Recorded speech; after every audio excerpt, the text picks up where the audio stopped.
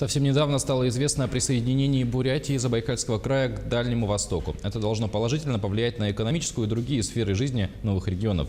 О преимуществах дальневосточных регионов, которые теперь доступны Бурятии и Забайкалью, расскажет Артур Габышев. Символично, что указ о присоединении Бурятии и Забайкалья к Дальнему Востоку Владимир Путин подписал 4 ноября, в День народного единства. Регионы переехали из Сибирского федерального округа. Включение этих двух регионов в состав Дальнего Востока, уверены эксперты, приведет к реорганизации в научной сфере. Сибирские научные исследовательские институты сменят прописку на дальневосточные. По словам Александра Латкина, директора Владивостокского института международного бизнеса и экономики, Бурятия и Забайкальский край так и тяготеют к Дальнему Востоку. А теперь уютно вписываются в ДФО, оформляя его образ в геометрическом плане. Теперь у Бурятии и Забайкалья появятся дальневосточные экономические преференции, налоговые послабления, другие тарифы на электроэнергию и субсидирование на покупку авиабилетов.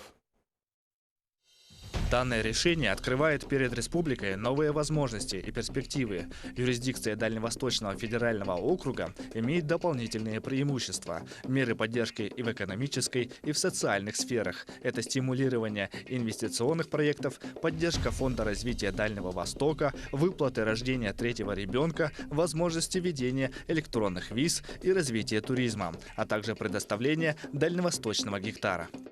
Решение включить в состав Дальнего Востока Бурятию и Забайкальский край, считает политолог Сергей Гребенюк, связано с необходимостью распространить на них особые экономические режимы, которые предусмотрены для инвесторов.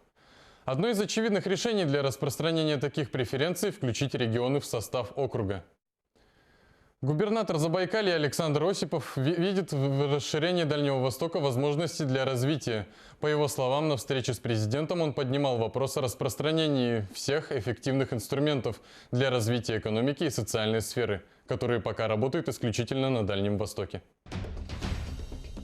Благодаря льготам и преференциям мы сможем создавать больше разнообразных рабочих мест. Сейчас главное для Забайкалья – это эффективная работа краевых министров нашего правительства, чтобы забайкальцы получали положительные результаты как можно быстрее. 3 месяца – максимальный срок для решения всех процедур по присоединению. Теперь Дальневосточный федеральный округ включает в себя Якутию, Бурятию, Камчатские и Забайкальские края, Амурскую, Магаданскую, Сахалинскую области, Еврейскую автономную область и Чукотский автономный округ. У новых регионов теперь есть возможность создавать территорию опережающего развития, получать субсидии на строительство социальной инфраструктуры. Жители Забайкалья и Бурятии смогут оформить бесплатный гектар земли. Артур Габышев, Якутск.